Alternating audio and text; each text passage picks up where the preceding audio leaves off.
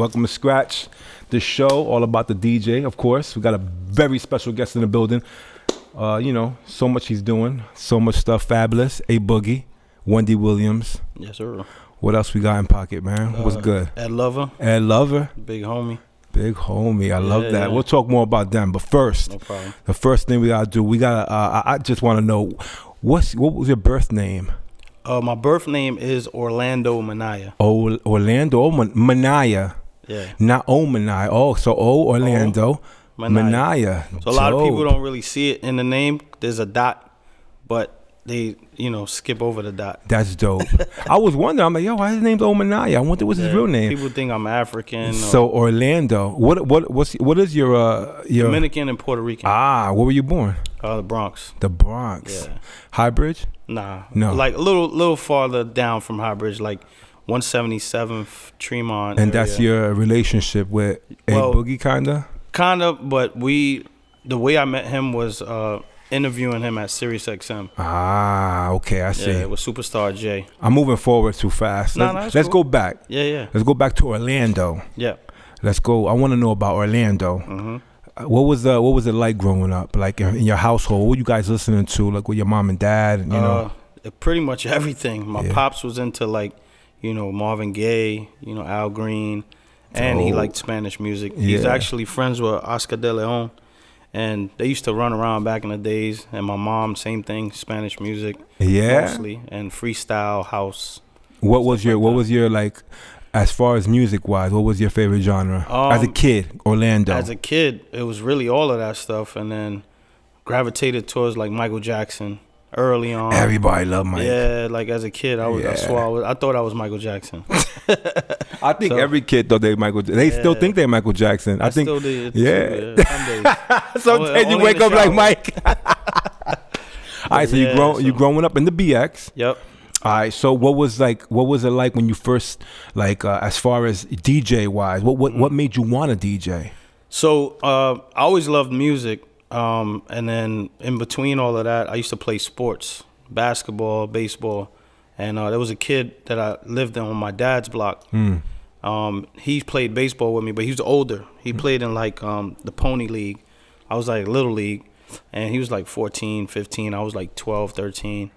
And he literally lived across the street from my dad, but he had a DJ setup. So one day after practice, because we all used to practice together, because I played on the junior league, he played but for the same team. Right. So one day after practice, he was like, yo, I got DJ equipment. You want to play some music? I was like, I didn't even know what it was. Like, what? We go to his house. It was like us and like a couple other guys from the baseball team. His mom would always cook lunch after the game. Like after practice or the games, and then he showed me, and then literally like 2 weeks later I was DJing. Own equipment? No, his equipment. Like you, I think I started that way too. We just practiced. Somebody had equipment, and he literally showed me pretty much the basics of it, and it was crazy because we'd be in there for hours. Like some days we wouldn't even eat. Shout out to DJ Storm. Is he still DJ? Yeah, of course. Yeah, like, it's crazy. Like. He's always on my lives. I always shout him out. Dope. I always post him on my gram. Like if it wasn't for him, I think I have that same story, that same experience. A friend gets equipment, has equipment. He had it already, and then he pretty much showed me the ropes, and then maybe like a year later, I started buying my own stuff. But when you're small, what was your first job? My first job, I was an accountant. You're an accountant?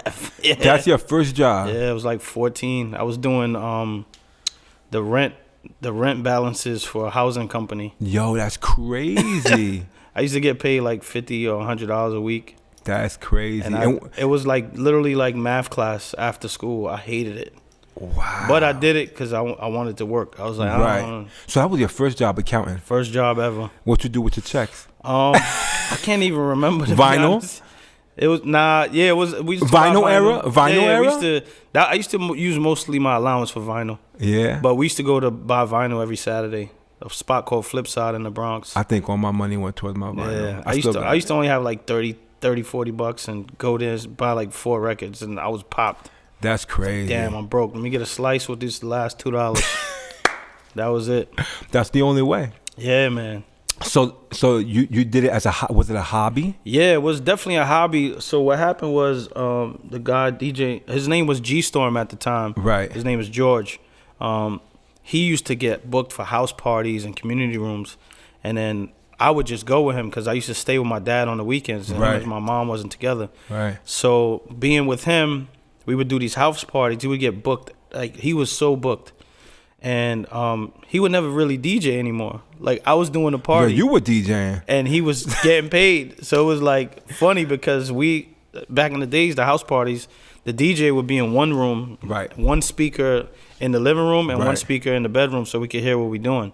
And I'm in the room DJing. He's just sitting there eating, watching basketball. While you're DJing. Right. He would DJ too, but Yeah, I would yeah. be doing most of the party, and people would be confused. Like, this kid just did the party? Like, it's like 14, 15. That's Mind you, it crazy. was like teenage parties at the time. Right. So That's it was- good. At least you got that experience. Yeah, in. yeah. And then we used to literally go to like White Castle after every party. That's Buy crazy. like 30 burgers, be in an OJ cab on our way home with the equipment, That's carrying crazy. like 10 crates. That's good experience. Great Yeah, experience. yeah. Actually. It was different, but you know, led up to where we at now. So what did you listen to? Like, what were you listening to while you were DJing? Like, who was your favorite DJ at the time? Besides even- G Storm? I didn't know anybody. No. I was still fresh. Like, No. What year was this? this was like 93, Wow. 92, 93. 93, 99. Yeah, and it was like, you know, I was just playing whatever I knew. Like, you know, Run DMC or Tribe So Called there was Quest, no Jungle radio Brothers. involved. No listening to the radio at all. Barely. Like, no. later on, like maybe like 2-3 years later, started listening to like Red Alert. You know, Flex was on the radio at the time. Enough. That's like later on though, but in the early stages, I didn't really listen to radio. No. And then, like, as I got a little bit older, 16, maybe 17, started listening to mixtapes like Double R, Yes. G Pro, Yes. you know, Ron G, The essence. Chill Will, The essence. a lot of those guys. So, Yeah, that's the essence right there. yeah, man. That's beautiful, man. That's why I kind of caught the vibe when you DJ the concerts, and I'm like, yo, I wonder what was he listening to at the time, because it's rare you find DJs that can move a crowd, especially a stadium. Yeah, yeah. You Thank feel man. me? Appreciate Yeah, that. that's crazy. So that's why I was wondering. I was like, man, I wonder if he grew up in the same mixtape era that, you know, basically I grew up in the same mixtape era. Yeah. You know, listening It's funny to that. because I bump into a lot of those guys, and it kind of like throws me off because some of them know me, and I'm like, damn, I grew up to this dude. Yeah. Like Isn't say it like crazy? Go to Pro one day. He just DM'd me and was like, yo, I need music. I was like, what? I just found out I was Ted Smooth brother. They're brothers. I didn't know Right. that. I'm So- like, yo, that's your brother? Yeah, this was like a few years ago. He like DM'd me like, yo, I I need fanned music. out, bro. I was like, yo, you G-Bo, the pro's brother? That's crazy. I Yeah, need him man. on the show. Like, we need him, Right. you know, the essence, you know? Good But dude, yeah. good dude. Yeah, but that's dope, man. You know, Shocked the hell out of me. yeah, that's like, And the funny thing, when we traded music, it wasn't really like I wanted music because I get a lot of music. right. I was like, I want your mixtape collection. He gave it to me on a flash drive in exchange for music. Yeah, and we just, you know, bro. we stayed in contact. That's and stuff. dope. But yeah, it was crazy to me. Like, people paying me for music. That's Like, dope. That's dope. Yeah. All right, so you growing up in the BX. Mhm. G Storm, your boy, DJing. Of course, you DJ'd all the parties. fam. Yeah, yeah. He was we DJing too. I put don't it want to in make mind it seem that. like he Yeah, wasn't. yeah, yeah, he, yeah. was- he was doing a lot of the DJing too, but you know, when people would come in the room, they'd be Right. like, "Yo, this is a little kid DJing too? What the hell?" So from there forward, what did you take as far as like, did you do the club thing? Did you do the lounge thing? What would you Yeah, do when you so- got your own equipment? When I got my own stuff, I started doing like, you know, little private parties, you know, baby showers, sweet 16s. But then where it really kicked off was I started doing a basketball tournament with like a couple of my friends. And we was doing it just to give back to the community because we all stopped playing basketball. We were like 18, 19. Right. We was like, we ain't going to college. We just gonna work. We ain't going to the do- league. Yeah, so we was like, but we love basketball so much. We started throwing a tournament. Right. And through my relationships, I got like my good friend Cheryl. She was working at Def Jam at the time. She was Kevin Lyle's assistant. We got them to sponsor the tournament, so I would get all the records from the record pools and Kendall. go to every record label. Steve-O. Yeah, all of them. Yeah, And go up the there, be- pick up See, the boxes. That's the best, right? Like, people don't do that anymore. Yeah, I was so- just thinking about the other day. I'm like, yo, What, yo, DJs will never know what it's like to run in the building and go get that vinyl. Yo, and be the first one with it. Yo, you going through the promotional copies, and copies, seeing everybody hype. in there, like, yo, that's crazy. Different. It's different. So we would do that, and during the basketball tournament, I would DJ. Yeah. And this was every weekend. So every weekend, the tournament would be packed. Like super packed. Like French Montana played in it. Wow. This is before he was like rapping.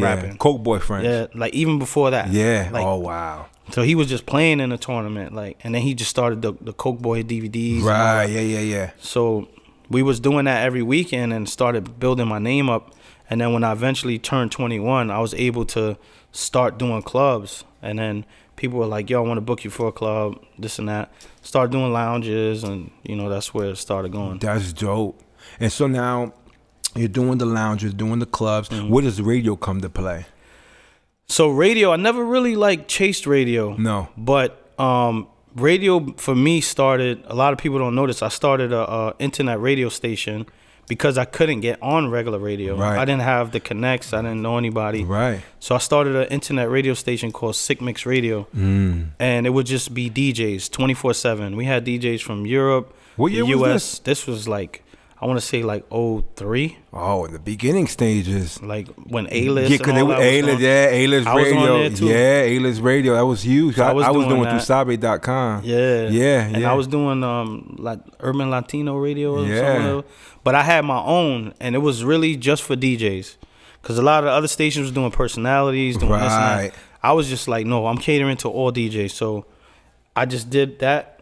And from there, it kind of groomed me to be able to do actual radio, because I started learning how to do beds, talk, shout out, when to talk, when not to talk. Right. Engaging with the audience. That's why now with Instagram Live, it's like second nature for me. Yeah, I think it happens to all DJs.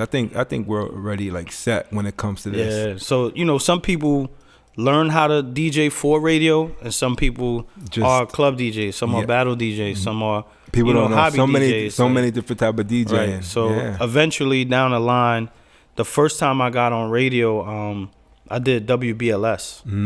That was the first time I ever did radio. And then I was doing the mixed weekends. Is that when Wendy was on? Nah, it was a little bit after that. Yeah. And then a radio station from Sacramento offered me a show, but it was just a mixed show. I was doing that. And then Ed Lover, I started working with him. That's when you got your relationship with Ed. Yeah. Well, working with Ed was a whole nother. We met in Puerto Rico on some crazy tell me stuff. about that. So yeah, I was doing getaways in Puerto Rico early 2000s, Memorial Day weekends, and I got booked to do Idris Elba's birthday party. Yes.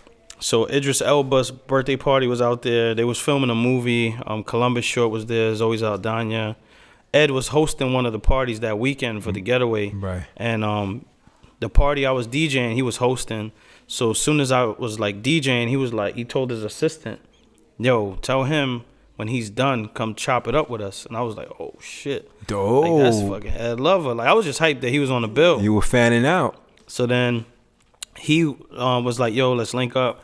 I went to him after I finished my set, and he was like, where you from, man? I was like, New York. He was like, all right, when you get back to New York, call my assistant, my boy D. Shout out to my man D Brown. And then the rest was history. We got back to New York, and he was like, yo, this is I want to DJ. I like the way you was playing, like your energy, this and that. And the funny thing was, I met DJ Self that same weekend. Right. The next day. And Self was like, yo. The first time you met Self. He knew, we knew each other, right. but not really. He heard me before in the city. I know clearly he was doing BB Kings and all that stuff. Right. So he was like, yo, when you get back to New York, link me. I was like, what the hell? So I get back to New York. I link up with Ed. Funny thing, Ed was doing Caroline's at the time. Right. DJ Cut was moving back to St. Louis, so Ed was like, I need a DJ. That was for the comedy show. Yeah. Okay. So then he was like, I need a DJ. And I was like, all right, cool, I'm with it. He's like, I'm going to test you out at Caroline's.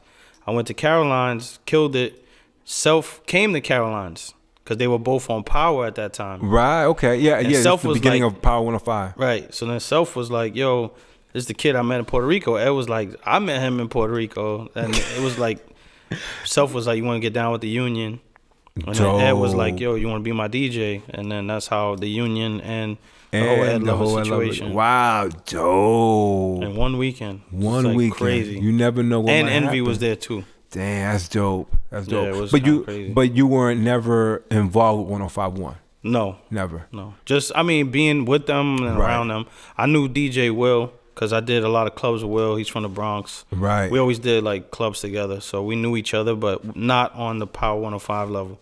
So right away you meet Self, you get down with the whole Union Djs. Yeah. Damn, that's crazy. Yep. That's crazy. In a minute now. So then you're with Ed Lover, him going to WBLS from 105.1. He takes you there. So I went with Ed there, but I didn't DJ on air with him. Right. He was only there for a little while. It wasn't too long. They couldn't come to a contract agreement. Then we got Sirius XM. Right. So we were doing Backspin. We did the Backspin radio show on Sirius XM, where we were interviewing, all the artists, Nice and Smooth, Naughty by Nature, everybody. Throughout that time, that's when I was groomed to do interviewing with Ed because I was on air with him. Right. And we pretty much interviewed everybody and their mother. Together. Yeah. Dope. So I was like his co-host, and then I had my own mix on the show. Every Thursday I would do it was called the Sick Mix Hour. Right. And I would just do like a dope mix, and then kind of like a 5 o'clock ride. But our show was later on in the evening. It was like a 6 to 10 show. So at 9 o'clock every Thursday I would do a show mix. And then eventually I started bringing other DJs up.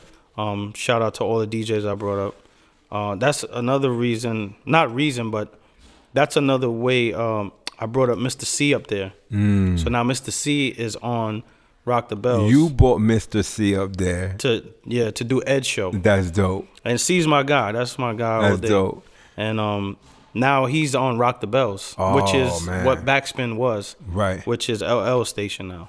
Yeah, that's dope. Yeah. And he's still doing it. Yep. Yeah, that's dope. That's dope. You're a busy man. Trying, man. Trying to stay busy. So where does Wendy come into play? How did you get that land at Wendy Williams show? Because I know she was on WBLS at one time too. Yeah, so Wendy, I got the Wendy show, my boy DJ Booth. I never met Booth. All right, so Booth is from Brooklyn. Me and Booth did clubs together for years, And then we had the same manager at the time. His name is Fresh. We had the same manager at the time. So Booth had Wendy. Then he was working with Fab and Nikki. So then it was like, yo, if you go on the road, we need somebody to cover the Wendy show. And that's where I came in. I started covering him and then going on tour with her. And I know you were doing it. Fat Fingers did it because he's a good friend of mine. We brought Fat Fingers in because me and Booth were like on the road like crazy. Dope. And then Fat Fingers has a relationship with Marco, who is one of the audience producers. Dope. And it was like, yo, bring Fat Fingers in. And we was like, all right, cool. Yeah, he's dope. Yeah. I like Fat Fingers too. They're a good friend. Yeah, cool good dude. guy. Yeah, man. So you do the Wendy Williams show. And of course, you go on tour. Yep. With Fabulous. Fab. Were you working with Fab before A Boogie or no? Nah, so I did a couple of shows with Fab. I went on to Dubai with Fab, Vegas, covered a few shows.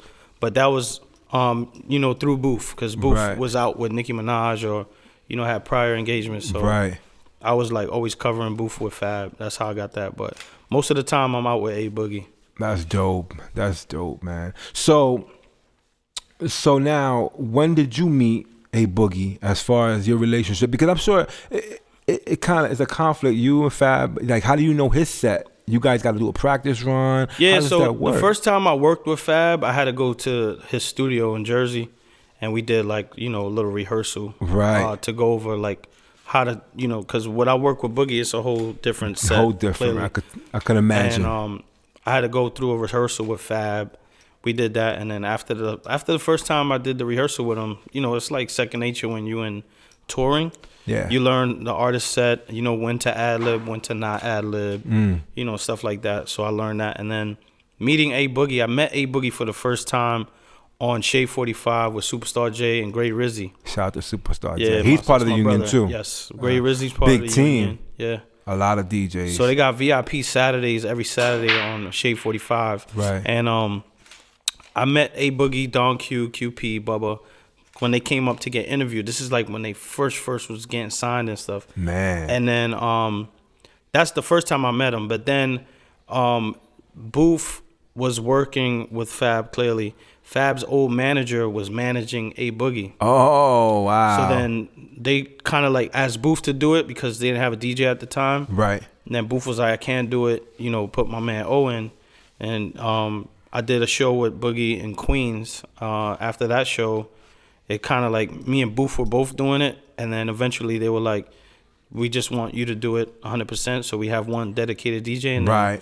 If you need a fill-in, then, you know, we'll get Booth. And same way y'all do for Fab and Nicki and stuff like that. So that's how that went. And then so ever since that it's just been all over with A Boogie. It's crazy. That's crazy. You would have thought that. You didn't think like how it would be, like. Nah, you know, like I did touring before. Like I did concerts and I was on the road with Mickey Fax. Mm-hmm. We did like the Lupe tour. I was on the road. I like Mickey Fax. He's dope. Yeah, I did like concerts a lot. I did some Rick Ross concerts, some French concerts. But, you know, completely being on the road the way we did with Boogie, didn't even think about that really. No, and how through the year, how many? Well, I'm of course pandemic time right now. Yeah, we ain't going nowhere. How'd that affect you? I mean, we're still doing virtual shows and stuff. So right, and they look dope too. Thank you, man. So we've been doing stuff like that. A lot of stuff we can't post because they'll be for like colleges or private organizations that pay for that private performance. Right. And they pay for the rights for the performance, so we can't share it. So, but the performances are crazy. So if you ask anybody, we just did one for Virginia Tech. Yeah, that was, you told me you was the Wednesday. Yeah, last week. Crazy. So crazy. Bring out the drone and everything. Yeah, like we have like the whole stage set up and everything. So yeah, cause I see the big hand, the brains. This is crazy. We've been busy. You know, he dipped his hand into real estate. I dipped my hand into virtual parties and different things and merchandise and stuff like I know that. It's been kind of crazy this year, man. Hopefully we'll get back to doing 20,000 people. Yep. How was it the first time you went on that stage? 20,000 people. It was more. Yeah, I mean, we did, the biggest crowd we did was like 100,000. And I mean, to be honest, we just like, we don't even see it anymore until after the fact. We see the video and we're like, damn, was that many people? I want y'all to show Twin City love at the top of your lungs and give it up for his DJ, representing New York City, DJ Ominaya!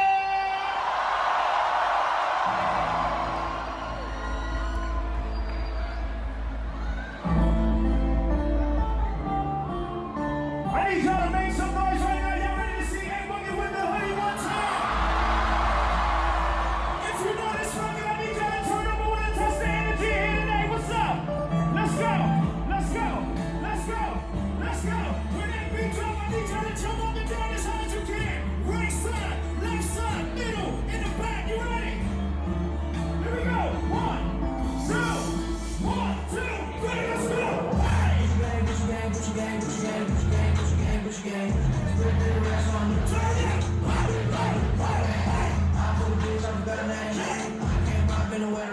Crazy. And we just like, it's just bonkers, the energy when you see the video you and get used to all it, the though, kids like, jumping up and down, but the way you motivate the crowd is like, yo, there's not many people that could do that. Thank you, bro. Appreciate you know what that. I'm saying? It's not like you're DJing in a small little club and you got like 100 people doing that, which is great too.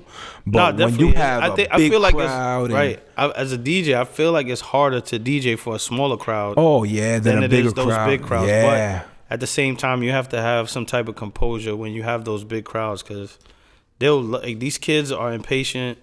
Like, you know, the attention span is like 5 seconds. So if you lose them, they're gonna be like, "Oh, get him out of here. Where's A Boogie?" So have you had that happen to you?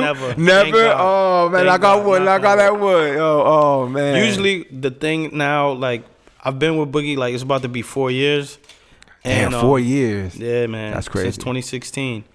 The thing now, like, after the first year, his fan base already knew, like, they started seeing me. Right.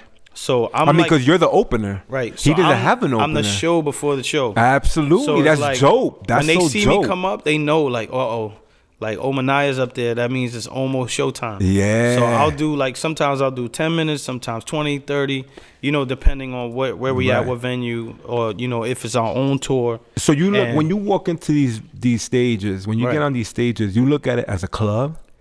Nah. How do you look at it? Well, How do you set up? Like, what's your idea? it's not really like you can't really set up for that. That's the thing. A lot of people, it's like say you go to a club in Jersey and then go DJ in New York. You can't play the same set because it's a different crowd, a whole different crowd. vibe. So you just literally have to try to read the crowd. Like, damn, I go up there and I just analyze the crowd pretty much, and I'm like, all right. And they know every record.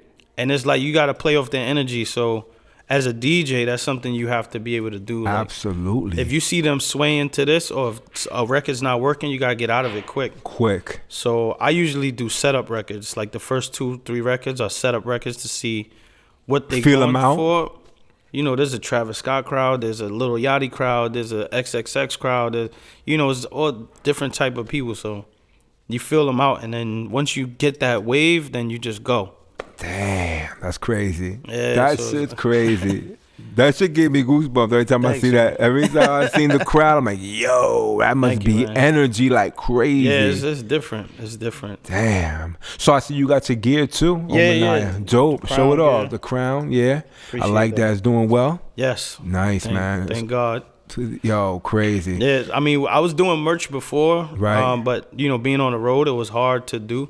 But now being home, I was able to really put it together, on it, get my new logo going, and doing virtual parties, doing Instagram lives, doing Zoom parties. I built a different fan base aside of the people who already followed me, right? And it kind of like made them feel like family when I started doing this stuff. And no, but that's dope. Did you always have the O with the crown? Or this is new. Like a new logo. Yeah, shout out to my man Tomas. He's overseas. Yeah, no. Cover Maestro. Dope. Crazy designer. Dope. I sent them the idea, and a lot of people don't really notice about the logo. If you see it, it just looks like an O with a crown, but it's an O with an M in the middle. I just seen it. Yeah. Up close, I could see it. Right. Because when you had it on your gram, right, you can't really tell it's an M. You look at it, it's just the crown. Right. So it's an O and an M. So dope. But it's a crown, you know. So nah, it's dope. I love it. I love the logo. It looks good, man. Thank you, man. Yeah. I mean, the way times are right now, bro, you got to get in where you fit in. That's it. And you know, thank God. I just been moving so much merch. Like, so what else? So what else is besides the merch, and how about the like? What else are you trying to do? So I have an artist. His name is Koshi. He's 18. I seen that. Yes, he just turned 19. With Money Bags too, right? Bags the Boss. Bags the Boss. I still work with Bags the Boss. Okay. But I actually signed my first artist last year. His name is Koshi. He's from Long Beach, California. He's he raps and he sings, so it's like alternative trap. Like a Drake. Yeah, well, more like we ain't gonna do no comparisons. I'm out. No, I know, but that's a good comparison. That's a good comparison. They consider that type of music like like a different genre, but yeah, he's more like a Post Malone kind of. I like Post. That type of vibe. I like that vibe. He's dope though. He's a young kid, very talented, very. So talented. he signed to your label. Yes, it's Taj Group. Taj Group. Yeah. What's that? What does that stand for? Taj Group is my kids' initials. TTAJJ. Dope. Group. Yeah, dope. So it's my kids' initials. So no deal yet. Just independent. He's just with me. We've been doing everything independent. I ain't getting no records from him, man. What's going on, man? Nah, but you might not be on the email blast. My email blast is not on there. I gotta get you on the email blast. But he's, his music is more to listen to, not like club music. But that's dope. Yeah. So sometimes you gotta rock. You need that rock music. Exactly. And now with all that, he's building his fan base organically. I didn't want to do like paying for streams or any of that stuff. I wanted people to really feel him out. So he's at a point where his fan base is building. But this era is like he got to have 100,000 followers. We don't need that. His streams speak for themselves. Yeah. So we have a few records that are like in the hundreds of thousands streams and, other stuff building up. We just dropped another record last week. So we just, are you doing, building up. Are you have any music videos out for him? Yeah, we have like 2 or 3 videos out. We've been doing a couple of visuals, but the thing is we just want to build the legwork first, like so people can hear his music. And then now we just started doing more videos. Dope. Yeah, That's dope, man. I'm so happy that you're doing so much right Thank now you, man. with the Appreciate pandemic going on. It's trying, like, man. I even got 2 shows in I the pandemic. I seen so, that. yeah. I seen that. And you're like the king of the lives. Thank you, man. Yeah.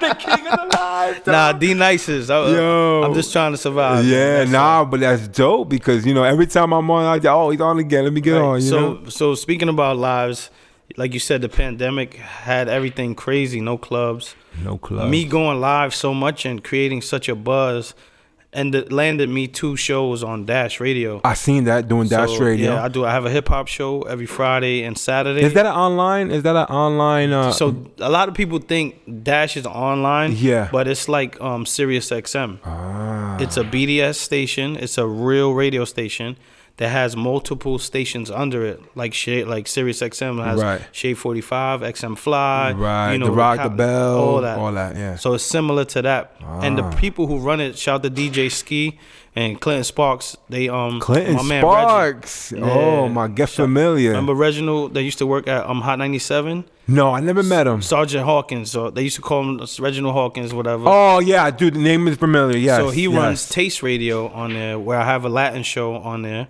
where I'm highlighting Latin urban trap, dembow, and reggaeton.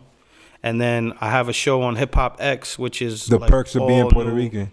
Right, and Dominican. Dominican, Dembow and reggaeton. Yeah, but the Latin trap world doesn't get as much recognition as it should. No. And a lot of these artists, their music is in like the hundreds of millions of streams. Mike Towers. But they don't get the All of love. them, all So of them. Yeah, now dog. it's like I have this show and I'm highlighting them. I've been interviewing them and just trying to bring light to that culture. That you know what I'm sound. saying?